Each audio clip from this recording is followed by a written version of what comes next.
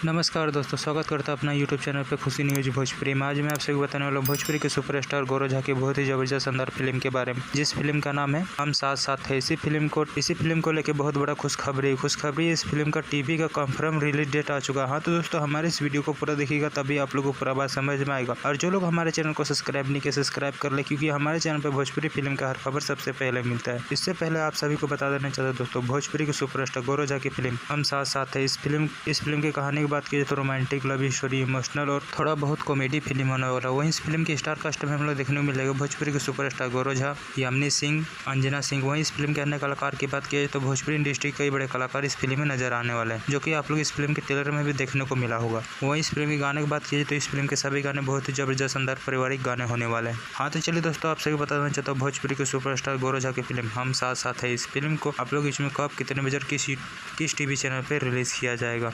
Media report के माध्यम से बताया जा रहा है भोजपुरी के सुपरस्टार गौरव झा की फिल्म हम साथ साथ है। इस फिल्म को आप लोग इसमें रिलीज किया जाएगा 13 जुलाई को शाम 6 बजे भोजपुरी सिनेमा टीवी पे। हाँ दोस्तों, इस फिल्म को आप लोग इसमें रिलीज किया जाएगा 13 तारीख को शाम 6 बजे भोजपुरी सिनेमा टीवी पे। एक बार जरूर इस फिल्म को टीवी पे देखिएगा, बहुत ही जबरदस्त शानदार फिल्म होने वाला है। हाँ तो दोस्तों, हमारे इस वीडियो को पूरा देखिएगा तभी आप लोगों को पूरा बात समझ में आएगा। और दोस्तों, ये वीडियो आप लोगों को पसंद आए तो ज़्यादा से ज़्यादा लाइक करें, सब्सक्राइब करें। धन्यवाद दोस्तों।